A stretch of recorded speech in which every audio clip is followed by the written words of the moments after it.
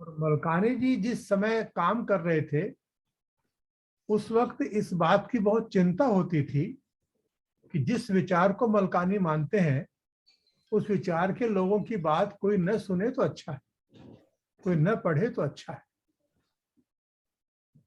तो कुल मिला के स्थिति ऐसी हुई कि मलकानी जी का साहित्य ये प्रभुत है, उनका जीवन बड़ा ज्वलंत है।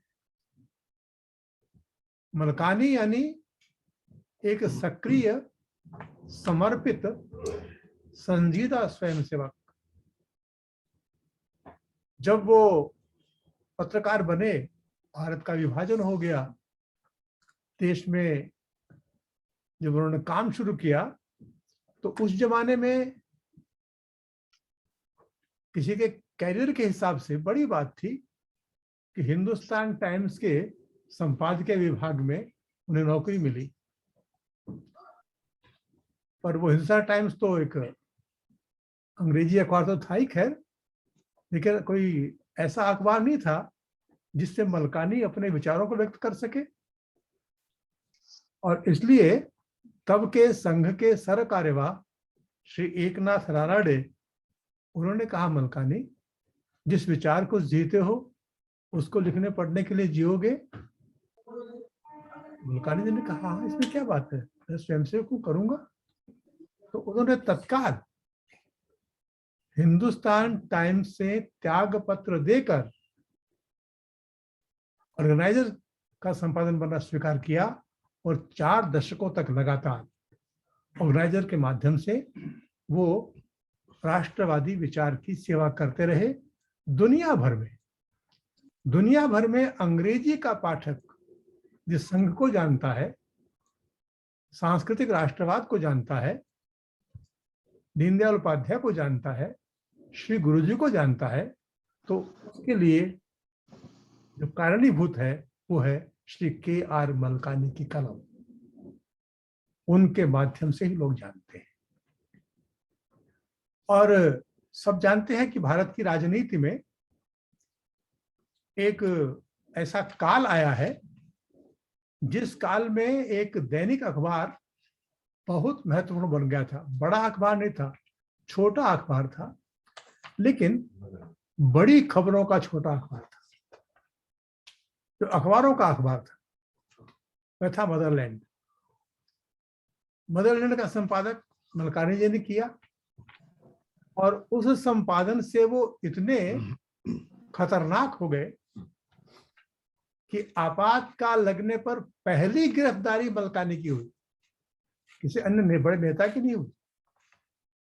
पहला व्यक्ति जो गिरफ्तार हुआ वो मलकानी हुए। उनकी जो कहानी है जेल की, वो उन्होंने किताब में लिखी हुई है, हम लोगों को पढ़नी चाहिए। द मिडनाइट टाइम्स ऑफ, इसकी हिंदी भी आ गई है। आपातकाल के बाद मलकानी जी ऑर्गेनाइजर में थोड़ा रहे और फिर वो नानाजी देशमुख के साथ दीनदयाल शोध संस्थान के उपाध्यक्ष बने और एक शोध पत्रिका मंथन यूं तो पुरानी पत्रिका थी, लेकिन मलकानी जी ने जब उसको संपादन के लिए स्वीकार किया उसके बाद उसकी शोध प्रवृत्ति यह एक एकेडमिक रूप से भी सीखने वाली चीज है। क्योंकि मंथन का संपादन मैं करता हूं तो किसी आइडियोलॉजिकल एकेडमिक का संपादन कैसे करते हैं, जितना कुछ मैं समझा सीखा हूं तो मलकानी जी के उस काल से ही सीखा हूं। मलकानी जी ने विविध विषयों पर अपनी कलम चलाई है, उनकी पुस्तकें उपलब्ध है। संघ के बारे में भी पहली तो नहीं पर पहली पुस्तकों में से एक आरएसएस स्टोरी उन्हीं की लिखी हुई है। जब वो दीनदयाल शोध संस्थान में थे तब अनेक विषयों पर लिखते हुए भी एक विषय उनका बहुत प्रिय विषय था, वह था हिंदू मुस्लिम संबंध। और इस पर उन्होंने मंथन में बहुत लिखा है मेरी इच्छा है कि मैं इस शताब्दी वर्ष में उसको एक जगह इकट्ठा करके प्रकाशित भी करूं। उसमें उनका एक मंतव्य है और वो ये है कि मध्यकालीन युद्ध एक अनिर्णित अवस्था में अभी भी चल रहा है। इसको निर्णायक स्थिति तक पहुंचाना ये इस पीढ़ी का काम है और इसके लिए किस प्रकार से संवाद हो, किस प्रकार से चर्चा हो और एक बेसिक समझ इस सबके मन में आए कि जिसको हिंदुत्व कहते हैं कि यह मातृभूमि है, हम उसके संतान है और इस मातृभूमि में उत्पन्न हुआ समाज हमारा समाज है, यहाँ की संस्कृति हमारी संस्कृति है। यह बोध उत्पन्न होने के बाद हिंदू मुस्लिम संवाद सरल हो जाता है, पर यह बोध उत्पन्न करना कठिन काम है और इस कठिन काम को करने का प्रयत्न ही मलकानी जी कर रहे थे। आज उनके 100वें जन्मदिन पर हम इकट्ठा हुए हैं। यह एक औपचारिक समारोह है। औपचारिक समारोह में बहुत लंबी बातें करना संभव नहीं होता, लेकिन एक सामान्य परिचय मैंने मलकानी जी देने की कोशिश की है। मलकानी जी को जानने के लिए हमें उनकी पुस्तकें पढ़नी चाहिए। उनका जीवन कितना प्रखर था ये हमने अपनी आंखों देखा था। जिन्होंने नहीं देखा उन तक बात पहुंचे, इसके लिए मुझे लगता है कि मलकानी जी की एक सांगोपांग जीवनी की जरूरत है। मैं समझता हूं कि हम सब तो आज जुड़े हुए हैं, वो आगामी पूरे वर्ष कोशिश करेंगे कि हम मलकानी को जाने। मलकानी को जानेंगे वो तो बहाना है, तो हम इस देश को जानेंगे, समाज को जानेंगे, भारत की प्रज्ञा को जानेंगे। मैं समझता हूं यह कहते हुए एकात्म मानव प्रतिष्ठान की ओर से मैं मलकानी जी को भावभीनी श्रद्धांजलि अर्पित करता हूं। धन्यवाद, नमस्कार।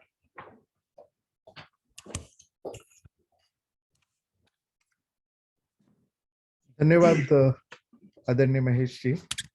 आपने जो इच्छा जाहिर की है कि इस शताब्दी वर्ष में आदरणीय मलकानी जी की एक जीवनी और उनसे जुड़े हुए बाकी चीजें हम लोग उनका संकलन कर रहे हैं, बहुत अच्छा विचार है। इसके लिए हम सबको मिलकर प्रयास करना चाहिए। आप जो लोग सभी जुड़े हैं, आगे जुड़ने वाले हैं, उन सबसे निवेदन रहेगा कि इसके लिए कुछ अभी से हम लोग एक चर्निंग प्रोसेस शुरू करें, फिर आगे उसकी वो बताई जाएगी कि कैसे कैसे कहाँ उसको हम लोग इकट्ठा कर सकेंगे। हमारे साथ में जुड़े हुए हैं आदरणीय श्री बलबीर पुंछ जी, जाने माने पत्रकार और मलकानी जी के कंटेम्प्रेरी रहे, उनके साथ काम कर चुके, कई महत्वपूर्ण अखबारों में भी आपका योगदान रहा और उसके साथ राज्यसभा के आप सांसद भी रहे। आदरणीय श्री बलबीर पुंछ, म्यूट करें, अनम्यूट कर लीजिएगा बलबीर जी अपना, आप म्यूटेड हैं बलबीर जी। यहाँ से तो नहीं हो रहा, अब ठीक है। नमस्कार। माननीय राज्य का एक संदेश था कि माननीय मलकानी जी के 100वीं जयंती है और हम लोगों ने महेश जी के साथ मिलकर मनाने का निर्णय किया है। सच में मन में बहुत संतोष का भाव जागा। कहीं ना कहीं मुझे लगता है कि एज ए परिवार, वैचारिक परिवार, हम लोग ग्रेटिट्यूड को लैक करते हैं और इसलिए आज मैं माननीय राजकुमार भाटिया जी, माननीय महेश शर्मा जी, इन दोनों का बहुत बहुत धन्यवाद करता हूँ। उन्हें बधाई देता हूँ कि आज इस राष्ट्रीय विचारधारा के एक प्रमुख बौद्धिक योद्धा के.आर. मलकानी जी की 100वीं जयंती पे उन्हें याद करने का अवसर दिया। जब मलकानी जी इस वैचारिक संघर्ष का हिस्सा थे, भाग थे, तो संसाधनों की भारी कमी थी। मेरा परिचय उनसे 1971 में हुआ। माननीय माधवराव जी मूले तब के शीर्ष संघ अधिकारी, उनके कहने पर मैंने अंग्रेजी पत्रकारिता में शुरुआत की और उन्होंने मेरा परिचय माननीय मलकानी जी से करवाया। DR मनकेकर जो थे वो टाइम्स ऑफ इंडिया से आए थे और मदरलैंड के एडिटर इन चीफ थे। मलकानी जी संपादक थे और मलकानी जी के साथ निकट में काम करने का अवसर मिला। मेरे को एक घटना याद आती है। मैं ट्रेनी जर्नलिस्ट था। जर्नलिज्म की जो अलग अलग सीढ़ियां होती है उसमें से जो सबसे नीचे का पायदान रहता है उस पर मैं था और संपादक मलकानी जी तो बहुत सारी सीढ़ियां ऊपर थी। मैं 11 साढ़े 11 बजे दिन में एक दिन काम कर रहा था टाइपराइटर पे। तो नाना जी जो बिल्कुल ऊपर रहते थे दीनदयाल शोध संस्थान में, वो नीचे आए और न्यूज रूम में मैं अकेला था। मेरा माननीय नाना जी से परिचय था। तो उन्होंने कहा क्या कर रहे हो? तो मैंने बताया उनको। उन्होंने कहा मैं मेरठ जा रहा हूँ एक कार्यक्रम में, तो मेरे साथ हो। अब मेरे लिए थोड़ा धर्म संकट था, तो मैंने वहीं से एक चिट मलकानी जी के नाम और एक हमारे जो चीफ रिपोर्टर थे उनके नाम पे छोड़ी और न्यूज एडिटर को कहकर मैं नाना जी के साथ गाड़ी में मेरठ के लिए रवाना हो गया। मेरठ पहुंचे तो वहां परिस्थिति बिल्कुल बदल गई थी। जिस कार्यक्रम के लिए आए थे वो कार्यक्रम का तो मालूम नहीं और मेरठ में एक भयंकर सांप्रदायिक दंगा शुरू हो चुका था। हिंदू मारे जा रहे थे, भाग रहे थे। नाना जी आए हैं, इसकी वजह से लोगों में थोड़ा उत्साह आया और नाना जी बहुत साहसी थे, हिम्मती थे। वो उन क्षेत्रों में गए जहां जहां आगजनी हो रही थी, लूटमार हो रही थी और उनके साथ इकलौता पत्रकार मैं था। बीच में मुझे फोन करने की सुविधा मिली तो मैंने किसी की दुकान से मदरलैंड में फोन किया न्यूज एडिटर को कि ये घटनाक्रम यहाँ हो रहा है और मैं पता नहीं दफ्तर कब पहुंचूंगा कि नहीं पहुंचूंगा। तो उन्होंने कहा, न्यूज एडिटर जयराम थे, उन्होंने कहा put me on to the editor.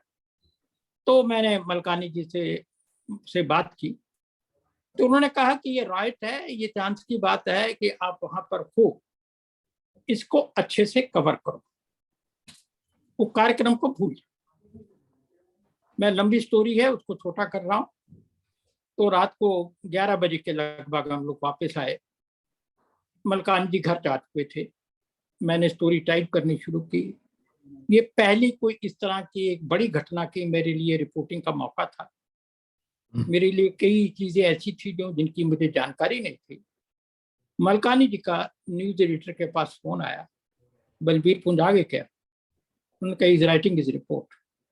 15 minute में राजेंद्र नगर से अपनी गाड़ी खुद चलाकर, और मलकानी जी दफ्तर में थे।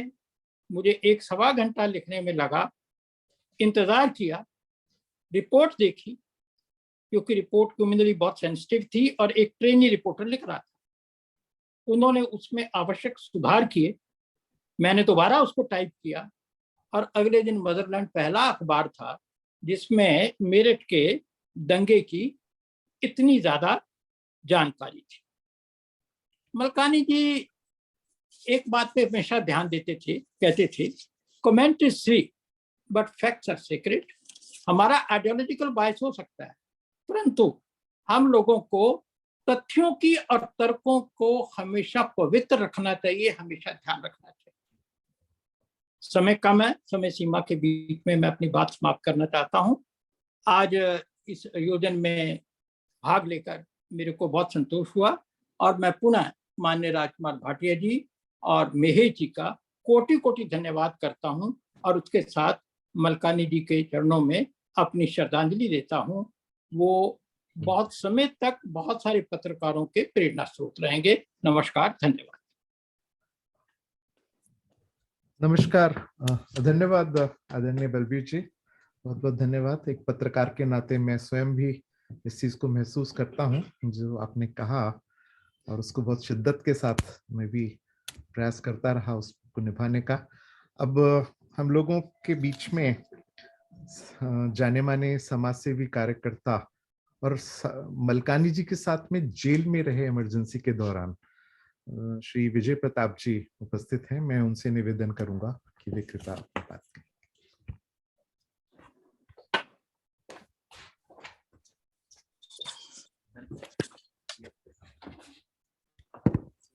आपका कैमरा और माइक उनके स्क्रीन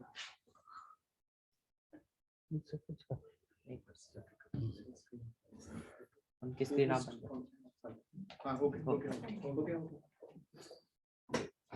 धन्यवाद अतुल जी। मैं तो महेश जी के आदेश पे सुनने ही आना चाहता था। जेल में उनके साथ सौभाग्य मिला रहने का। राजकुमार भाटिया जी की लीडरशिप थी कि हम अलग अलग वार्डों से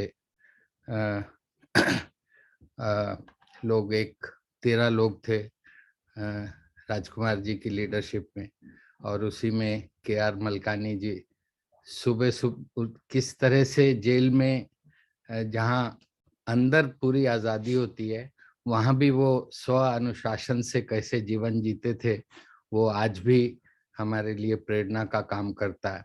सुबह सुबह उठ के प्लेजर्स ऑफ फिलॉसफी वो कई महीना उसके सभी खंड विल दुरा की जो मशहूर क्लासिक है दर्शन शास्त्र पे वो पढ़ते थे। शायद ये संघ का ही संस्कार होगा। कम से कम राजकुमार जी और हेमंत विश्नोई जो हमारे साथ थे और मलकानी जी, रामनाथ विज, ये सब लोग बहुत मितभाषी थे। उसकी कमी मेरे दूसरे जो सेलमेट, हम दो लोग रहते थे एक सेल में, मलकानी जी सीनियर लोग, कंवरलाल गुप्ता जी, मलकानी जी, ये अकेले रहते थे। तो उसकी कमी मेरे सेलमेट अरुण जेटली जी पूरी करते थे। वो विस्तार से चीज़ों की पृष्ठभूमि और भविष्य समझाते थे। लेकिन एक क्रम शुरू करवाया था कि सब अपनी राजनीतिक यात्रा के बारे में बात रखेंगे। तो उसमें मुझे याद है मलकानी जी ने किस तरह से राष्ट्रीय आंदोलन, अपने बड़े भाई का उसमें भागीदारी, और किस तरह से संघ के स्वयंसेवक महीनों महीने लगातार उनसे संपर्क करते रहे, और शुरुआती उनके इनकार के बावजूद वो संघ में शामिल हुए। और महेश जी ने बहुत अच्छे से रखा है कि उसके वैचारिक स्तंभ वो एक तरह से, और पूरी दुनिया को संघ के बारे में बताने में वो उस तरह से एक भूमिका निभाई। उनके पूरे व्यवहार से जो राजनीति में अक्सर होता है, एक प्रतिस्पर्धी भाव और विभिन्न विचार के, दूसरे विचार के लोगों के लिए एक तरह का तिरस्कार भाव भी आ जाता है। लेकिन मलकानी जी अपनी उम्र से छोटे और गैर जानकार लोगों के प्रति भी पूरे स्नेह और सम्मान से जेल में इंटरेक्ट करते थे। मेरे को सबको ही ऐसा लगता होगा, लेकिन मुझे भी उनका बहुत स्नेह प्राप्त हुआ। 83 में जब मेरी शादी हुई तो हम लोगों ने कॉन्स्टिट्यूशन क्लब में चाय पकौड़े का आयोजन किया था। तो उसमें भी मलकानी जी ने एक बहुत सुंदर लोकतंत्र संवर्धन पे एक दार्शनिक पुस्तक भेंट की। और जब भी दीनदयाल शोध संस्थान में जाना होता था तो उनके दर्शन होते थे। तो मेरे लिए वो मेरे राजनीतिक जीवन के अमूल्य यादें हैं, और मैं स्मरण करके उनको और उनकी प्रतिबद्धता जो समाज और विचार के लिए थी उसको प्रणाम करता हूँ।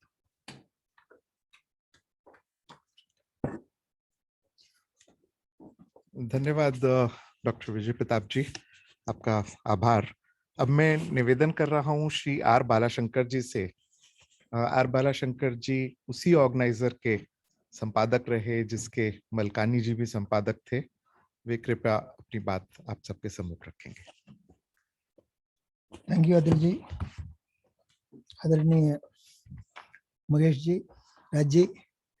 It is a great pleasure to talk about Malkaniji, and I'm very happy that we are remembering him at this centenary occasion.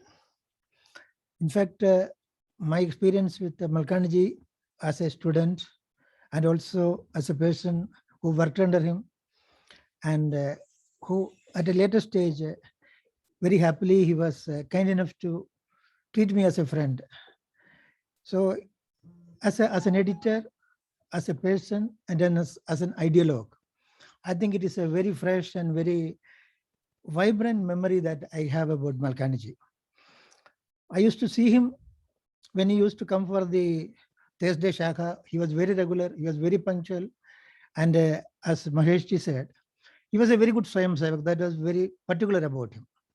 His personality, his personal profile, and in fact, even the body language, that would give the impression that he's a typical Angrez kind of a person, a Fulbright scholar, a person who is very rare in our Sangha circuit, who can speak that kind of language and was command over the English, which was actually celebrated all over the country, because for almost a quarter of a century, I think Malkaniji was seen as the symbol, the idol, and also the face of our ideology. That is something very great. As a student, I used to read Organizer and I used to get inspired. Malkaniji very rarely used to write articles in his name those days. But when he started Motherland, then I was in the college, and again in the college, I was one of the persons who was getting by post Motherland. So that was the inspiring time when we started reading English, and then emergency came, the sad news came. But the fact that, as Maheshji said, two important incidents in our national life, emergency and also the split of the Janata Party, they are attributed or blamed on Malkaniji. That itself shows how important Malkaniji was as an ideologue, as a writer, and as a journalist. And he was in the same league as Frank Maurice, Kuldeep Nair, dear Mankekar, and such people, and everybody used to respect him so much, Nihal Singh. And I can remember that during the, after the emergency, when the Editors Guild was formed, Malkaniji, he was one of the most prominent members of the Editors Guild. And everybody used to call him for their idea, for advice, and for taking action against the government, because at the time it was almost kind of a Congress dictatorship. So there were very few voices. And about Malkaniji, the greatest thing was, he was very frank, forthright, he was fearless, and he was blunt. I remember one article he wrote in Organizer. He wrote, "Go lady, sin no more." Very rarely people can think of, writing about Indira Gandhi in that language, but that was Malkaniji. And Malkaniji during those days, because the Organizer was a very close to family. When I went there were only three people, Malkaniji, Patiaji, and Baturaji. So I think when I went there, because Sangh asked me to go there and I got a job there, I think Malkaniji was not very happy seeing me, perhaps. But after a period of 2-3 months, he became very friendly, because Malkaniji, as such, I don't think that he has made many disciples that way. And I was lucky to be working under him. And one day, suddenly, Friday evening, he told me that tomorrow morning I'll be coming and you read all the pages, basically proofreading. So you had to do that. And but next day morning, he did not come.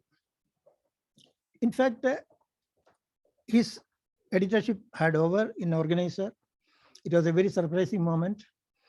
And I can say that Malkaniji, as editor of Organizer, and after that, there were two different personalities.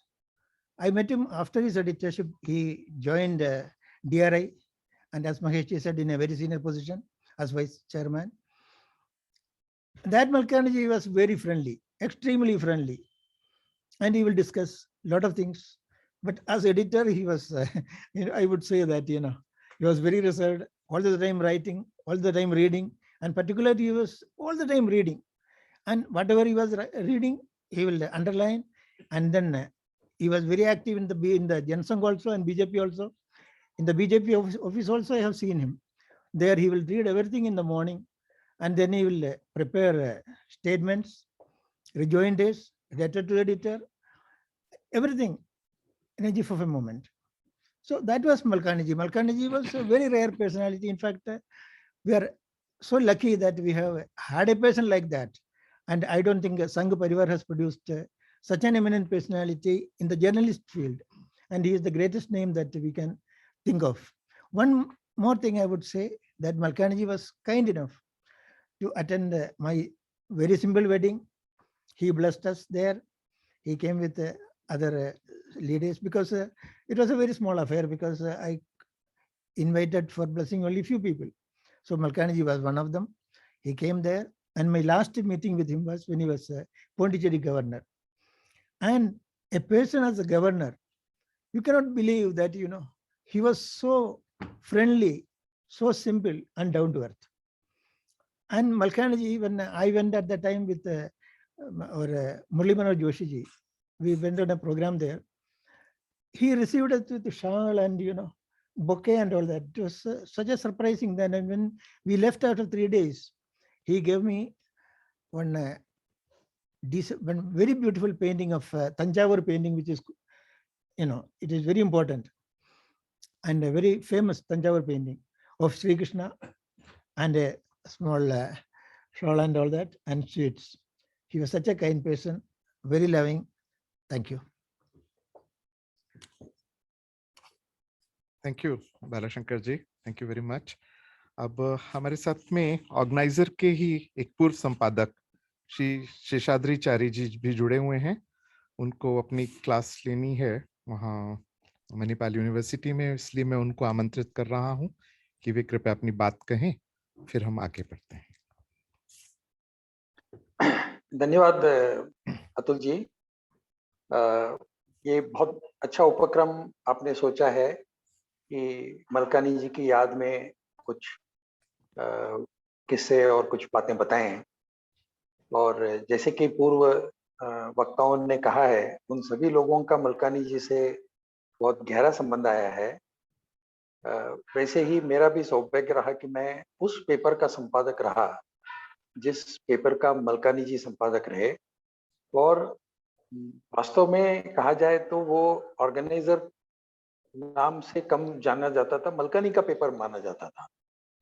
तो जब मैं पहली बार मेरी जब मुलाकात हुई, तब तो मैं संघ का प्रचारक था मुंबई में, महाराष्ट्र में, और मैं ठाणे विभाग प्रचारक था, जो कोंकण प्रांत और ऐसे जो इंटीरियर था, महाराष्ट्र का इंटीरियर में प्रचारक था.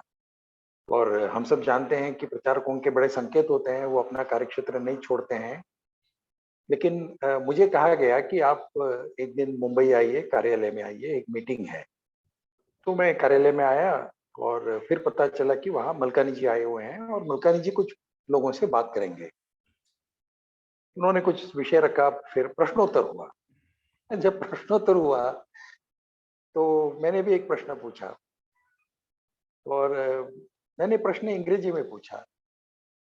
अच्छा, मलकानी जी जब उत्तर दे रहे थे तो बहुत ही दिक्कत हो रही थी उनको कि वो हिंदी में इतने स्पष्टता से बोल नहीं पाते थे, और बीच बीच में अंग्रेजी शब्द बहुत आते थे उनके हिंदी में. जब मैंने अंग्रेजी में प्रश्न पूछा तो बड़े खुश हो गए. उन्होंने, उनकी बड़ी एक शैली थी, ऐसा करते थे. तो उन्होंने कहा कि I will answer your question first because you asked in English. फिर उन्होंने कहा कि आप प्रचारक हैं. मैंने कहा जी. फिर उत्तर दिया, सब कुछ हो गया. फिर बाद में कार्यक्रम के बाद चाय वाय पीते समय उन्होंने कहा कि how come you are a pracharak and you are still able to speak in English. तो मैंने कहा क्या मलकानी जी ऐसे क्या बात कर रहे हैं. नहीं, it's good, it is good, keep it up. अब ये बहुत छोटी सी घटना थी, फिर मैं भूल गया, वो भी भूल गए होंगे. 92 में मुझे कहा गया कि आप दिल्ली आइए और आपको ऑर्गेनाइजर का काम देखना है। उसके पहले मैं साप्ताहिक विवेक में विवेक का अंग्रेजी संस्करण निकालने के हम लोग कोशिश कर रहे थे। तो 92 में मैं आया और सीधे ही पहले दिन से मुझे कहा गया कि आपको संपादक बनना है। मुझे तो लगा कोई डिस्ट्रीब्यूशन का काम होगा। उन्होंने कहा कि नहीं नहीं, पहले छपना तो पड़ेगा, ऑर्गेनाइजर छपेगा तब तो डिस्ट्रीब्यूट होगा, छापेगा कौन। फिर संपादक बना 92 में। और फिर मुझे कहा गया, माननीय सुदर्शन जी थे, उन्होंने कहा कि देखो सबसे मिलो, खास करके मलकानी जी से मिलो जो आपके पहले संपादक थे। तो मैंने फोन किया और उन दिनों में मोबाइल वोबाइल तो नहीं था, इसीलिए मलकानी जी को फोन किया तो वो दीनदयाल रिसर्च शोध संस्थान में थे। फिर मुझे उन्होंने बीजेपी ऑफिस में बुलाया और बीजेपी ऑफिस में बड़ी देर तक हम लोग बात कर रहे थे काफी विषयों पर। और उन्होंने मुझे पूछा कि आप मैंने दो बातें कही। एक तो मैंने कहा कि मैं अंग्रेजी में ग्रेजुएट नहीं हूँ, अंग्रेजी मेरा विषय नहीं है और पत्रकारिता में भी मेरा कोई ज्ञान नहीं है। मैंने कहा इट्स वेरी गुड, बहुत अच्छा, तो you are a clean slate, I am happy about it. और फिर काफी बात हुई, काफी देर हो गई थी, करीब शाम के 6:30-7 बज चुके थे। तो उन्होंने पूछा अभी हाउ विल यू गो। उन दिनों में मेरे पास कुछ भी नहीं था, वाहन नहीं था, तो मैंने पूछा कि पैदल ही जाऊंगा। उन्होंने कहा अरे how how come how will you go, रहते कहाँ हो। मैंने कहा झंडे वाला में रहता हूँ। उन्होंने कहा ओके आई ड्रॉप यू। तो वो उनकी गाड़ी में हम लोग झंडे वाले में आए। झंडे वाला में अंदर आए, गाड़ी से उतरे और मैंने उनको नमस्कार किया। मैंने कहा आप ऊपर आएंगे तो अच्छा रहेगा। उन्होंने कहा नहीं नहीं I will some other day I will come. चले गए। ऊपर रज्जू भैया खड़े थे। तो जब रज्जू भैया ने देखा, मलकानी जी ने हाथ हिलाया और फिर चले गए। रज्जू भैया ने कहा कि अच्छा मलकानी जी को मिलने गए थे। मैंने कहा जी, बड़ा अच्छा काम किया। आपको पता है शायद बहुत वर्षों के बाद मलकानी जी झंडेवाला के अंदर आए हैं, अच्छी बात है, संपर्क रखिए और धीरे धीरे उनको ऑर्गेनाइजर में लिखने के लिए भी कहिए। ये एक टर्निंग पॉइंट था। मुझे पता नहीं था, जिस विषय का श्री बालाशंकर जी ने उल्लेख किया उसका बैकग्राउंड मुझे कुछ ज्यादा पता नहीं था। फिर मैंने मलकानी जी को बड़ा आग्रह किया कि आप भी लिखिए। तो फिर मलकानी जी ने लिखना शुरू किया और धीरे धीरे लिखते गए। और वैसे एक देखा जाए तो मलकानी जी का स्वभाव एक तो थोड़ा सा कंजर्वेटिव थे अनेक विषयों पर और कुछ विषयों पर बहुत ही मॉडर्न थे। अच्छा, उनके मन में जो विचार आते थे वो ये नहीं सोचते थे। वो टिप्पू सुल्तान के बारे में उन्होंने जो लेख लिखा और टिप्पू सुल्तान के बारे में जो उन्होंने कहा, बड़ा कंट्रोवर्सी हुआ।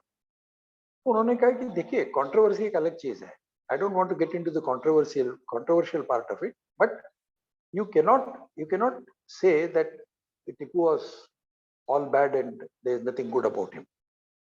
तो उस समय ऐसी बातें करना, कहना एक अपने आप में एक बहुत बड़ा महत्व रखता था। काफी बार मलकानी जी से बात होती थी। मैं जब लिखता था शुरू में, अंग्रेजी मेरा विषय नहीं था, तो शुरू में मैं जब लिखता था तो उनके पास ले जाता था। वो कहा करते थे कि आपकी स्टाइल अच्छी है, बट मैंने एक शब्द का उपयोग किया था, कंटुमेशियस। तो उन्होंने कहा you use this word, did you refer to the dictionary? I said yes, very good. So he said, look, 2 rules I will tell you. 1, you should always keep a dictionary on your table when you are writing. मैंने कहा yes. उन्होंने कहा second, never use a word for which you have to yourself look up at the dictionary. आप ऐसा कभी भी शब्द का उपयोग मत कीजिए जिसके लिए आपको स्वयं डिक्शनरी देखना पड़ेगा। यानी एक सिंपल भाषा में अपने विषयों को रखने का एक प्रेरणा देना और छोटे छोटे वाक्यों में अपने विचारों को रखना है। मेरे लिए एक दृष्टि से देखा जाए तो ही वॉज अ गुरु। भाटिया जी मेरे पहले संपादक थे, भाटिया जी, वीपी भाटिया और मलकानी जी। इन दोनों का लेख पढ़ के मैंने जितना भी लिखना सीखा और 12 वर्षों तक मैं संपादक रहा। तो इसका अगर किसी श्रेय जाता है तो वो सबसे बड़ा श्रेय हमारे भाटिया जी और उसके पहले मलकानी जी को जाता है। और ये तो बहुत अच्छी बात है कि मलकानी जी की याद हम लोग कर रहे हैं। और जैसे कि महेश जी ने बताया कि मुझे लगता है कि एक कम से कम उनके सभी विषयों के बारे में, इन सभी यादगार विषयों को लेकर एक लेख, एक किताब कम से कम हम अगर ला सकें दीनदयाल शोध संस्थान की तरफ से, तो बड़ा अच्छा कार्यक्रम होगा, अच्छा प्रयोग होगा। और आगे आने वाली जो पीढ़ी है उसको भी मलकानी जी के अनेक प्रकार के जो आयाम है, इन सभी आयामों का परिचय बहुत होना चाहिए। संघ के कार्यकर्ताओं को भी होना चाहिए और पत्रकारिता से जुड़े हुए हम जैसे लोग हैं उनको भी इनके बारे में पता चलना चाहिए। कहने के लिए तो बहुत विषय है मलकानी जी के बारे में, मेरा उनका इतनी घनिष्ठता थी, इतनी घनिष्ठता कि मैं उसके वर्णन नहीं कर सकता हूँ, लेकिन समय की बाध्यता के कारण मैं अपने विषय को यहीं विराम देता हूँ। नमस्कार, धन्यवाद। नमस्कार, बहुत बहुत धन्यवाद शेषाद्री जी। हम लोग फिर दोबारा मिलते ही रहेंगे, ऐसा अपना सब तय हुआ है। मैं इस क्रम को जारी रखना चाहता हूँ। ऑर्गेनाइजर के उस पे ही प्रफुल्ल केतकर जी जुड़ गए हैं क्या हमारे साथ में? ऑर्गेनाइजर के वर्तमान संपादक प्रफुल्ल जी शायद नहीं आए हैं। पांचजन्य के पूर्व संपादक तरुण जी हम लोगों के बीच जुड़े हुए हैं। तरुण जी, तरुण जी अनम्यूट करेंगे अपने आप को।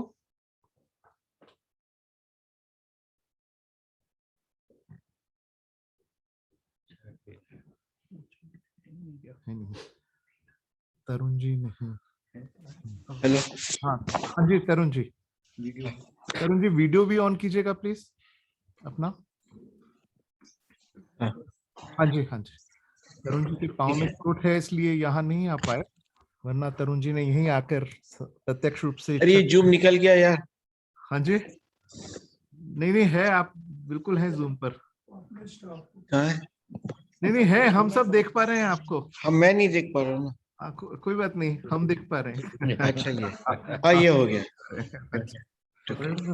हाँ यहाँ पकड़ो। ओके तो मैं असल में क्या हुआ, मेरा एक छोटा एक्सीडेंट हो गया, तो मैं अभी यहाँ, आप पीछे से प्रहलाद जी हट जाओ, तो सीधे मैं एम से आ रहा हूँ प्लास्टर करा के। तो I am sorry I couldn't come there. Am I seeing Bala here? Yeah, very much. अच्छा Bala, okay. Then it's fine. So अब मैं शुरू कर सकता हूँ 5 मिनट अपना? जी 5 मिनट। हाँ हाँ सबको नमस्कार।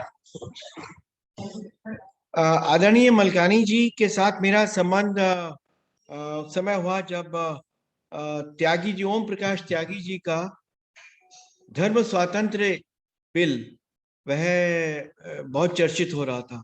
उस समय मैं देहरादून में स्टूडेंट था और थॉमस जेफरसन 1786 में फ्रीडम ऑफ रिलीजन एक्ट लेके आए थे, जिसमें उन्होंने कन्वर्जन पर प्रतिबंध लगाया था। वो चीज मैंने कहीं से मिली और मैंने मलकानी जी को उसके बारे में पहला पत्र लिखा कि I have got this information that Thomas Jefferson had enacted a law in those days in America banning the conversion by the Christian proselytizers, and that's a very lengthy bill. I got a telegram next day after he received my letter, send it immediately. OP Tyagi के उस विधेयक की चर्चा में मेरा पहला लेख organiser में शायद 1973 या 74 में ऐसे छपा था, 73 या 74 में उस समय। तब से वे मुझे पत्र लिखते थे और कभी कभी मैंने ऑर्गेनाइजर में लिखना शुरू किया। पांचजन्य में आने के बाद उनसे ज्यादा संपर्क हुआ मेरा।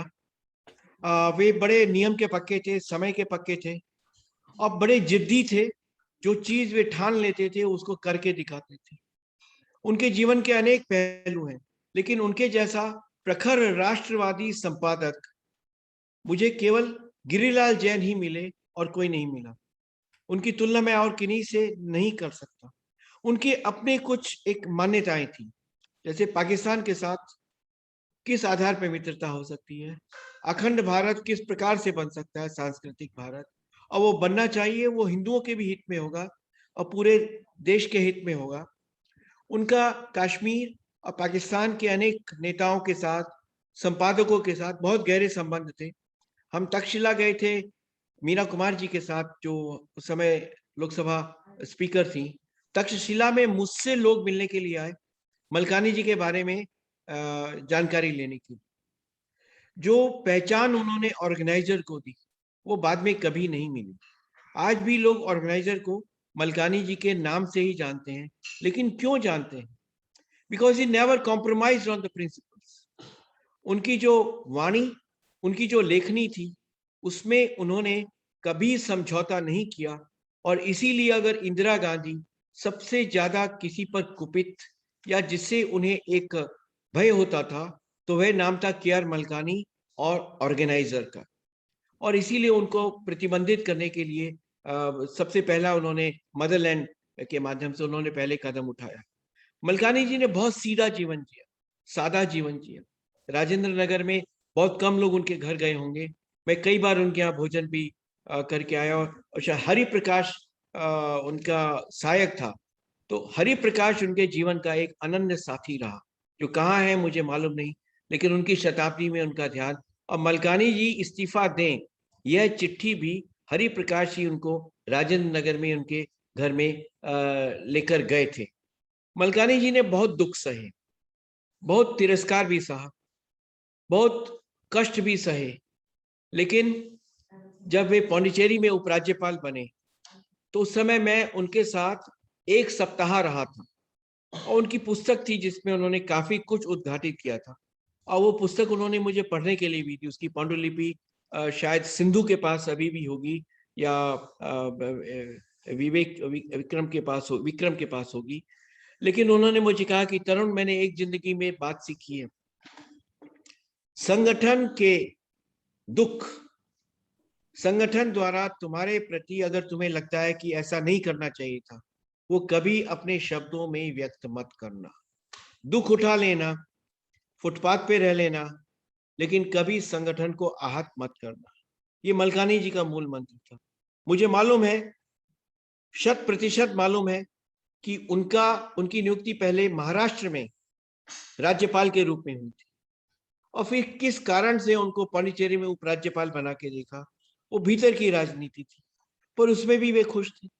उन्होंने कहा it's enough, God has given me enough. बहुत एक लंबे आइसोलेशन के बाद में वो पांडिचेरी आए। तो जब मैं उनके साथ एक सप्ताह था पांडिचेरी में, हर सुबह हम पांडिचेरी की जेटी पर घूमने के लिए जाते थे। उनका नियम था सुबह 6 बजे उठना, नींबू की चाय लेना, 7 बादाम लेना, और उसके बाद जेटी तक घूमने के लिए जाना। वापिस आने पर, हाँ मैं समाप्त कर। तो ये सारी बातें हैं।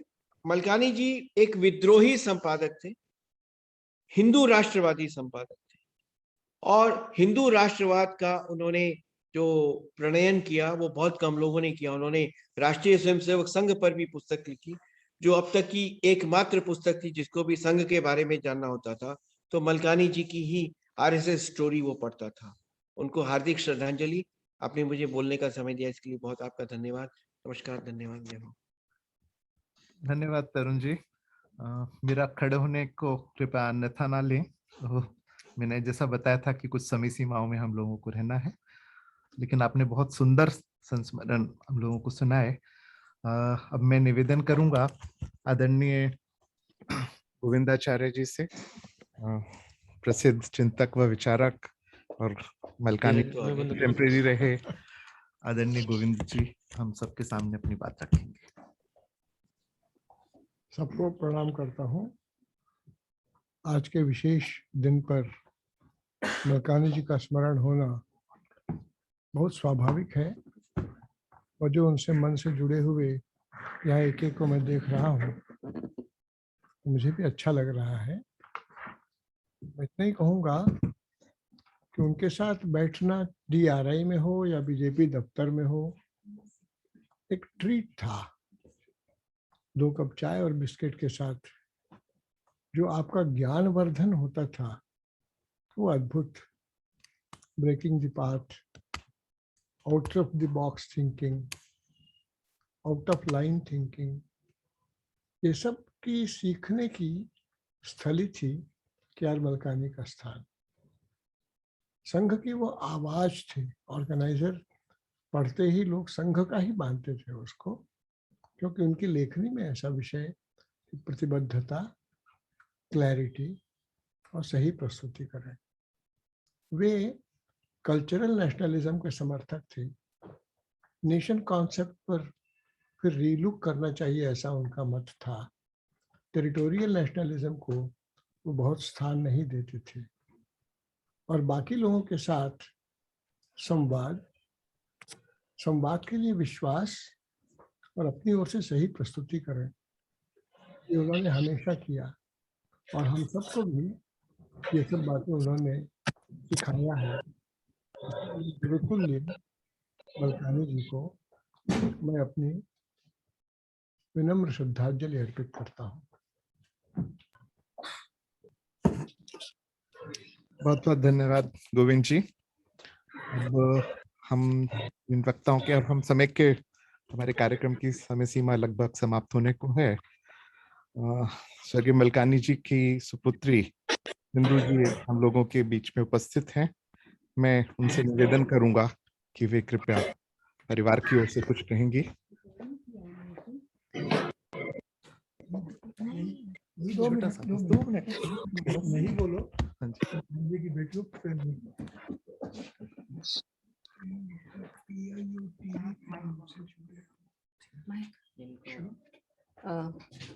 आप सब ने ये सब डैडी के बारे में कहा, उसके लिए आपका बहुत बहुत थैंक यू। सुनकर अच्छा लगता है कि 20 साल बाद भी सब ऐसे याद करते हैं उन्हें। हमेशा सिंपल वे में जिए थे वो। मतलब एक अभी तक ऐसा कोई नहीं मिला मुझे जो जिनको देख के लगे हाँ ऐसे मुझे बनना है। सो जो भी आया आराम से देख लिया लोगों को, कभी कंप्लेन नहीं किया। कभी हमको पता नहीं चलता था कि कुछ उनके मन में चल रहा है या कुछ प्रॉब्लम है। बस अपना पढ़ने में और लिखने में बिजी रहते थे। Thank you so much.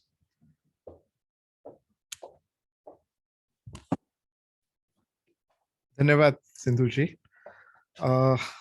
आज के इस कार्यक्रम के प्रणेता और जिज्ञासा के भी प्रणेता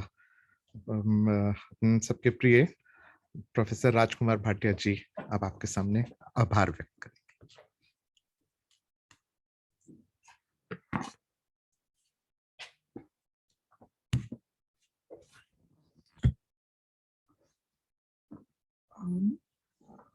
सभी को प्रणाम।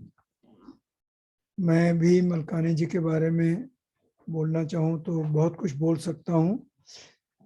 इतना कहूँगा कि इमरजेंसी में जेल में मैं उनके साथ रहा और करीब साल सवा साल हम लोग तिहाड़ जेल में रहे। तब मैंने उनकी व्यक्तित्व की ऊंचाइयों को पहली बार उसका अनुभव लिया और उसके बाद जब तक वो रहे मेरा उनका मिलना रहा और एक प्रकार की निकटता उनके साथ रही। तो जब उनका निधन हुआ तो उसके 1 वर्ष बाद ऐसा लगा कि उनको याद किया जाए।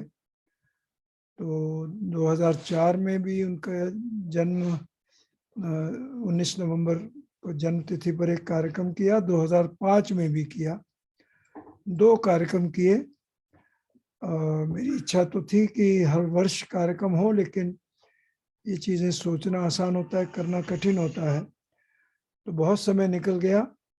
फिर पिछले वर्ष 19 नवंबर 2020 को फिर से, और तब ये भी हुआ कि उनका जन्म शताब्दी वर्ष आया है, तो 19 नवंबर 2020 को भी हमने कार्यक्रम किया। तब कोरोना का पूरा जोर था तो सब वो ऑनलाइन हुआ था। और अभी भी ऐसा हुआ कि मन में तो था कि उनकी जन्म शताब्दी, क्योंकि आज उनके जन्म के 100 वर्ष पूरे हुए हैं। तो ये था कि 100 वर्ष पूरे होने के बाद कोई एक जन्म शताब्दी वर्ष की योजनाएं बने। महेश जी ने थोड़ा उसका संकेत किया, लेकिन वो बात भी एक तरह से दिमाग से थोड़ा दूर थी। कुछ दिन पहले मैं महेश जी को मिला और महेश जी की टेबल पर किताब थी जिसका मुझे भी ज्ञान नहीं था। मलकानी जी ने जितनी किताबें लिखी सबका मुझे भी ज्ञान नहीं था। तो पॉलिटिकल मिस्ट्रीज करके जो उनकी किताब है वो महेश जी की टेबल पर थी। तो मैंने कहा ये आपको कहाँ से आई? तो पता लगा कि प्रभात प्रकाशन ने छापी है। मैंने प्रभात जी से संपर्क किया, उन्होंने मुझे तुरंत किताब दी। खैर वो तो मेरे अपने ज्ञानवर्धन के लिए था। तभी उस दिन ये तय कर लिया कि ये 19 नवंबर का कार्यक्रम करना है। महेश जी मेरे से भी 2 कदम आगे रहते हैं ऐसे मामले में। संयोग से मुझे अतुल जी मिले तो अतुल जी ने भी कहा कि बिल्कुल करेंगे। तो हम तीनों लोगों ने 3 संस्थाओं का भी इसमें प्रतिनिधित्व हो रहा है, दीनदयाल शोध संस्थान, एकात्म मानव प्रतिष्ठान और जिज्ञासा। तो ये हुआ कि सब मिलकर करें। तो वो फिर ये कार्यक्रम आज हमारे सामने हुआ है। मैं मानता हूँ कि मलकानी जी या मलकानी जी जैसे और लोगों को याद करना, जिसको ऋषि ऋण कहा जाता है हमारे समाज में, तो वो ऋषि ऋण चुकाने के बराबर होता है। इसलिए महेश जी ने कहा, और मैं भी इसके लिए प्रतिबद्ध हूँ कि कम से कम 1 साल तो जो बन पाएगा वो करेंगे, और 1 साल से आगे भी यदि कुछ कर पाएंगे। किताब का भी महेश जी ने उल्लेख किया।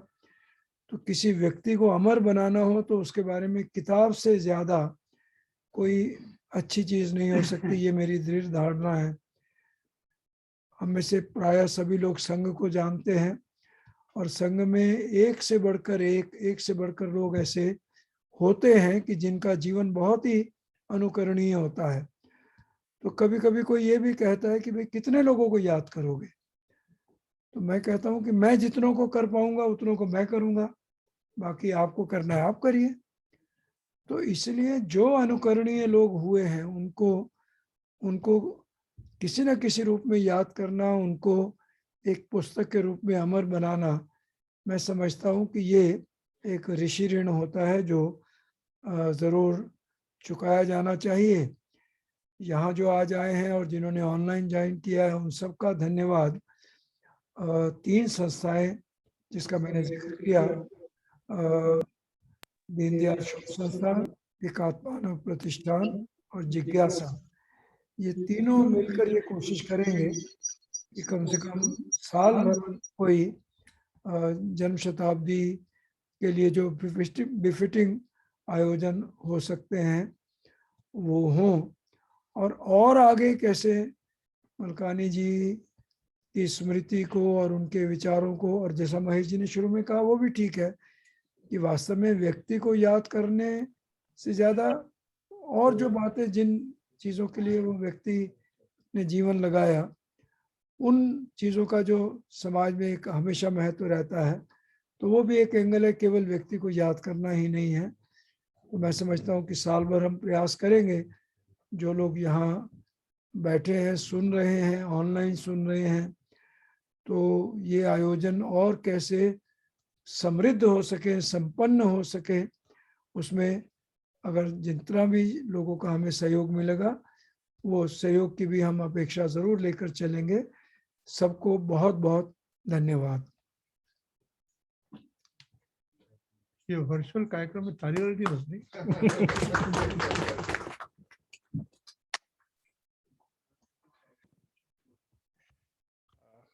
कार्यक्रम बहुत अच्छे से हुआ, 1 घंटे की पूरी समय सीमा में।